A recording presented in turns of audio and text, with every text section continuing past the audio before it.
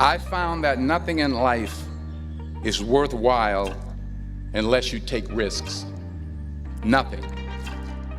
Nelson Mandela said, "There is no passion to be found playing small and settling for a life that's less than the one you're capable of living."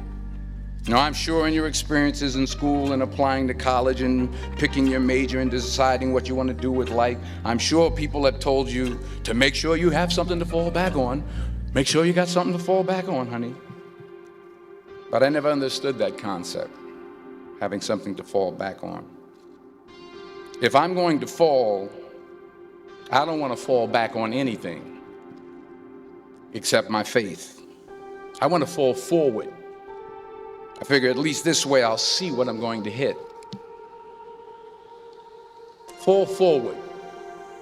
This is what I mean. Reggie Jackson struck out 2,600 times in his career, the most in the history of baseball. But you don't hear about the strikeouts. People remember the home runs. Fall forward. Thomas Edison conducted 1,000 failed experiments. Did you know that? I didn't know that. Because the 1,001st was the light bulb. Fall forward. Every failed experiment is one step closer to success. You've got to take risks, and I'm sure you've probably heard that before, but I want to talk to you about why that's so important. I got 3 reasons, and then you can pick up your iPhones. First, you will fail at some point in your life. Accept it. You will lose. You will embarrass yourself. You will suck at something. There's no doubt about it.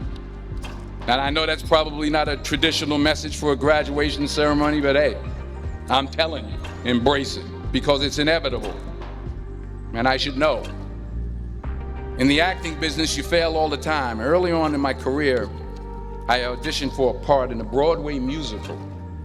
Perfect role for me, I thought, except for the fact that I can't sing. So I'm in the wings, I'm about to go on stage, but the guy in front of me, he's singing like Pavarotti. He's just, and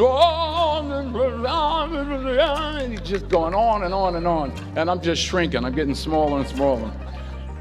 So they say, "Oh, thank you very much, and you'll be hearing from us." So I come out with my little sheet music, and it was Just My Imagination by the Temptations. That's what I came up with.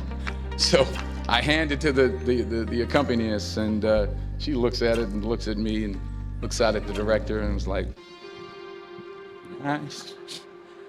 So I start, I'm gonna sing. I'm like, "It's just my imagination once again, and then coming away with me." And I'm not saying anything, so I'm thinking I'm getting better. So I just start getting into it.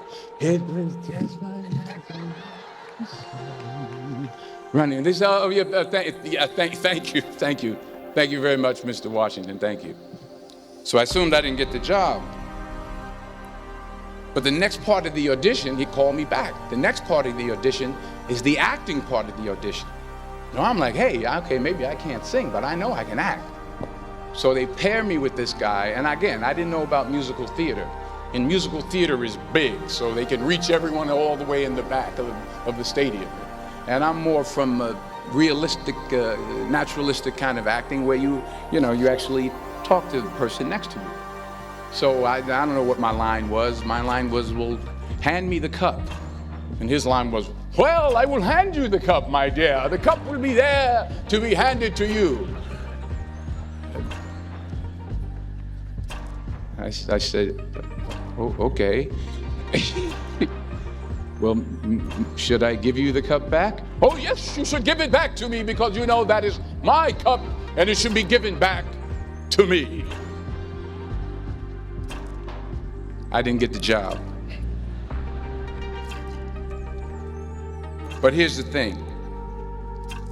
I didn't quit. I didn't fall back. I walked out of there to prepare for the next audition, and the next audition, and the next audition. I prayed. I prayed, and I prayed. But I continued to fail and fail and fail. But it didn't matter, because you know what? There's an old saying, you hang around the barbershop long enough, sooner or later you're going to get a haircut. So you will catch a break, and I did catch a break.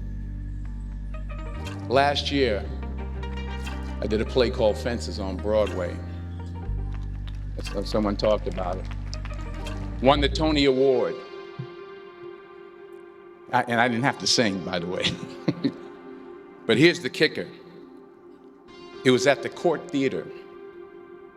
It was at the same theater that I failed that first audition 30 years prior. The point is, and I'll pick up the pace, the point is, every graduate here today has the training and the talent to succeed. But do you have the guts to fail? Here's my second point about failure. If you don't fail, you're not even trying. I'll say it again. If you don't fail, you're not even trying. My wife told me this great expression. To get something you never had, you have to do something you never did. Les Brown's a motivational speaker. He made an analogy about this. He says, imagine you're on your deathbed, and standing around your deathbed are the ghosts representing your unfulfilled potential. The ghost of the ideas you never acted on. The ghost of the talents you didn't use. And they're standing around your bed, angry, disappointed, and upset. They say, we came to you because you could have brought us to life, they say. And now we have to go to the grave together. So I ask you today, how many ghosts are going to be around your bed when your time comes? You've invested a lot in your education, and people have invested in you. And let me tell you, the world needs your talents, man, does it ever. I just got back from Africa like 2 days ago, so if I'm rambling on, it's because I'm jet lagged. I just got back from South Africa. It's a beautiful country, but there are places there with terrible poverty that need help. And Africa is just the tip of the iceberg. The Middle East needs your help. Japan needs your help. Alabama needs your help. Tennessee needs your help. Louisiana needs your help. Philadelphia needs your help. The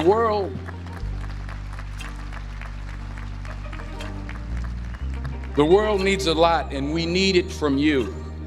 We really do. We need it from you young people. I mean, I'm not speaking for the rest of us up here, but I know I'm getting a little grayer. We need it from you, the young people, because remember this. So you got to get out there. You got to give it everything you got, whether it's your time, your talent, your prayers, or your treasures. Because remember this. You will never see a U-Haul behind a hearse.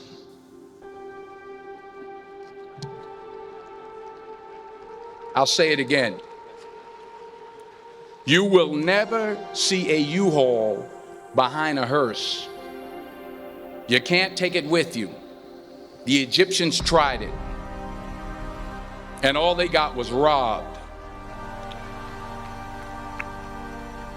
So the question is, what are you going to do with what you have? I'm not talking about how much you have.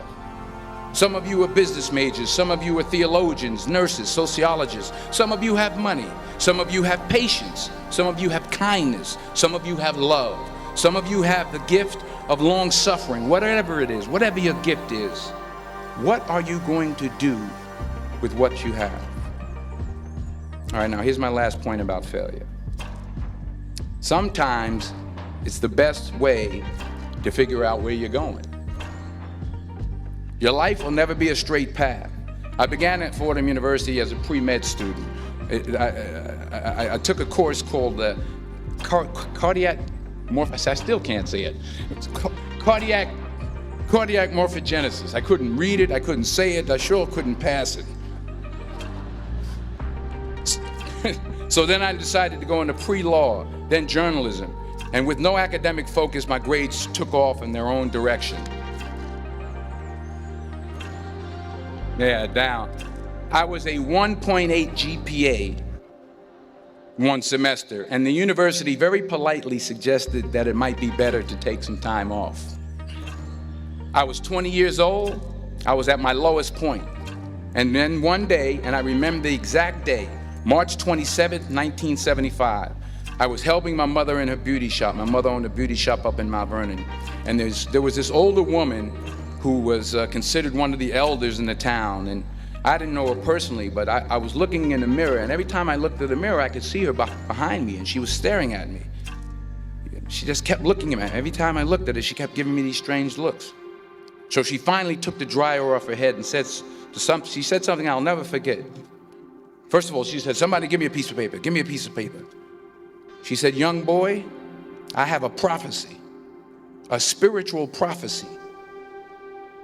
She said, "You are going to travel the world and speak to millions of people." Now, mind you, I'm 20 years old. I'm flunked out of school. In fact, like a wise ass, I'm thinking to myself, maybe she's got something in that crystal ball about me getting back into school next fall. But maybe she was on to something, because later that summer, while working as a counselor at the YMCA camp in Connecticut, we put on a talent show for the campers. And after the show, another counselor came up to me and asked, "Have you ever thought about acting? You're good at that." So when I got back to Fordham that fall, I got in and I changed my major once again for the last time. And in the years that followed, just as that woman prophesied, I have traveled the world and I have spoken to millions of people through my movies. Millions who up till this day couldn't see me, who up till this day I couldn't see while I was talking to them, and they couldn't see me. They could only see the movie. They couldn't see the real me.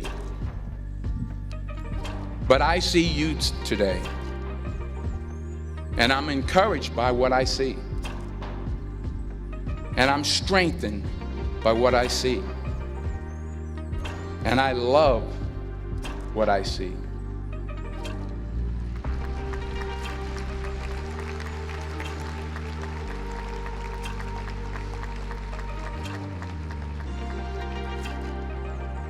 One more page, and I'll shut up. Let me conclude with this one final point, and actually the president kind of brought it up. It has to do with the movie Philadelphia. She stole my material. Many years ago, I did this movie called Philadelphia. We filmed some of the scenes right here on campus. Philadelphia came out in 1993. Most of you were probably still in diapers. Some of the professors too. But that cracked me up.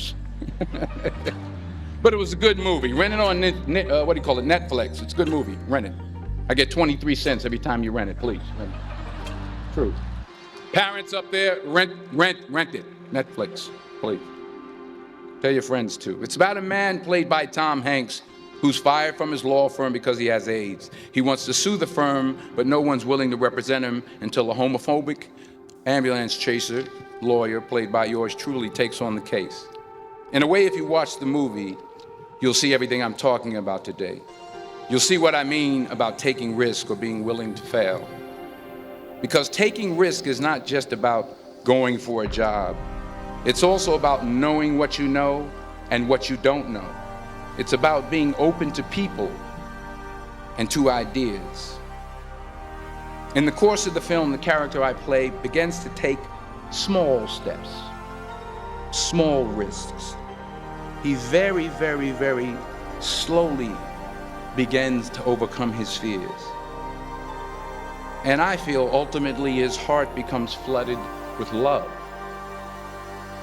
And I can't think of a better message as we send you off today.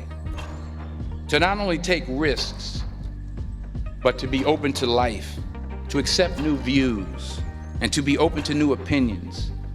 To be willing to speak at a commencement at one of the best universities in the country, even though you're scared stiff. While it may be frightening, it will also be rewarding.